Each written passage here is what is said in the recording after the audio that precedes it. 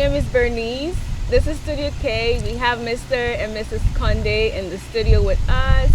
It's their 1 year anniversary, and we want to ask them some questions. How marriage has been so far for the past 1 year. Their Sussex journey. We need some advice from them. Those that are looking forward to, getting married within a year or two. So welcome, Mr. and Mrs. Conde. Oh, thank you so much. We are glad to be here today. You're welcome. So how has marriage been so far? The past year, I can testify that it has been successful. So what advice do you have for us, those that are looking forward to getting married, pretty soon, in the next couple of years? What advice do you have for us? Well, the first year of marriage, they always say that it's a very difficult journey. It's been ups and downs and pit and falls. Sometimes you feel like you're drowning in the oceans of difficulties, and difficulties, many other things can be under the umbrella of difficulties. Could be anger, it could be misunderstanding, it could be something simple thing that can bring argument. So if you don't take care, it can break your marriage, and it can bring a lot of things. And we have been through it, and my wife will testify. Sometimes the outside look very pretty and nice, but the inside there's a lot of things going on, and it's a lot of work to do. And if I am going to advise the people that are coming up, although I'm just 1 year, I have fought a lot of battles in that 1 year, and so I know it got to a time where I want to pack my things and run away, or sometimes she want to just quit because things are not going our way. But one thing I want to say, things will never go on your way. You just have to let it work for you, and you have to learn to be able to accommodate somebody. And it's very difficult to live with somebody that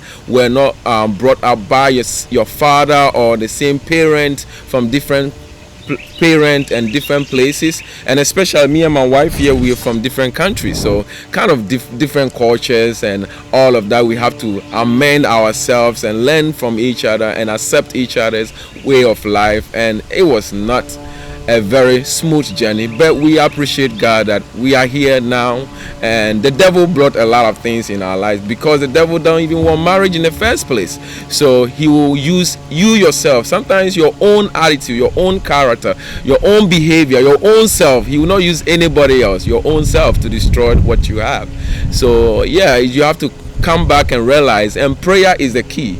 And you have God in the marriage is the most important, that I would say, because prayers every morning have kept us. Sometimes we finish praying right away and we fight. So so sometimes it's not about you pray, you fight, and then you remember, oh, we just prayed. So we have to come back to where we square one. So it's been a journey. Yes, I don't know what she have to say, but that's what I would say. It's a work. It's not a destination. It's a journey. Okay. And it's an institution. That's what God said. It's an institution. It's a place to learn, not to arrive. It's a place to learn, and it's the only institution that gives you your certificate before you start the journey. Okay, so Mr. Conde has said a lot. I hope you're listening very well and taking notes. What about Mrs. Conde? What do you have to say? It has been ups and downs. It has been great. It has been joyful. It has been teary. But like he said, the most important part is praying and remembering back again the core values of life and marriage itself. And one thing I want to let everybody know, that every day I'm learning myself. It's compromising and just communicating properly. There are different aspect of communication, but many of us, when we just say things, but we're not communicating. And that is different when you're communicating to your partner or to someone that you care for or someone that cares for you.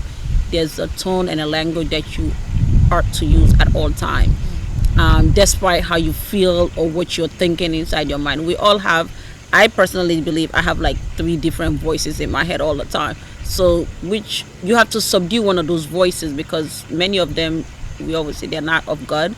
And you have to be able to allow the Spirit of God to, speak a little bit louder in your mind. Satan always try to overcome, your inner spirit to speak more loud. So we have to learn to communicate proper. That is a very important aspect of marriage, which I tend to struggle at many times. But I thank God, every day I overthink things. I process it before I say it.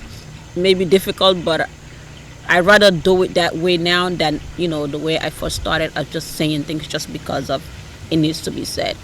And one thing also I've learned is a lot of things they're not need to don't just say it at all. The less you say also it's better. I know many people say, oh, when you're in a relationship, say how you feel, speak how you feel. If we all speak how we feel all the time, we will not be in a good place in life. Okay, so it's not everything that is necessary to be said. There are certain things you just look at them and you oversight, and you just allow the time to pass by. And when time passes by, it heals and it makes you forget, and it actually makes you overthink and say, you know what, good thing I didn't say it, because now that I've got a chance to think about it, it's not actually what it was supposed to be done or said, and it helps.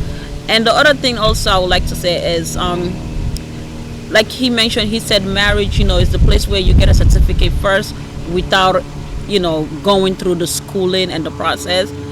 And I always ponder on that. How do I then win? If I already got a certificate of something, many of us, if you get a certificate of something, that means you feel like you have achieved, right? But here you are, you're getting a certificate of something, you have not even started the classroom, or you have not even started to study. So I feel like, what am I achieving? How am I going to achieve this? How am I really going to say I earn and I own this certificate that I've received? So it makes the work even 10 times harder, because are you worthy of that certificate at the end of the day? It's not because of mankind or what people say. It's what God is giving certificate and say, marriage is honorable. Here I am, whoever finds a wife finds a good thing, whoever finds a husband finds a good thing. And he honored his word in his marriage. So because he has honored his word, he gives you the certificate right away, believing and untrusting that you're going to hold its merit. So then the journey starts. So he has already believed in us to give us that certificate ahead of time without working even for it. And every day it's a progress. And through prayers, I have heard people that have been married for 100 years, 200, 90, 80, 25, 30. I have a few family members that have been married for a very, very long time. They love it, and they always tell me it's a process. So I thank God for the time and the prayers that we put in. One thing I can say is we do pray every morning. We encourage each other to pray. If that one forget to tell that one will wake up that one. So it really does help us, and it kind of draw us closer, especially when we see that our prayers are being answered. They may not be answered today or tomorrow, but they're being answered within a week or sometimes within seconds. And it makes us feel more encouraged to just continue to do it. So that I say, focus on prayers and believing in what you have. Okay, we've heard a lot. So for me, my take is, number one, God first. Make sure you're praying. You're praying hard and you're focusing hard and doing your best to make the marriage work. And number two, communication is key. You have to keep learning good communication to also make the marriage work.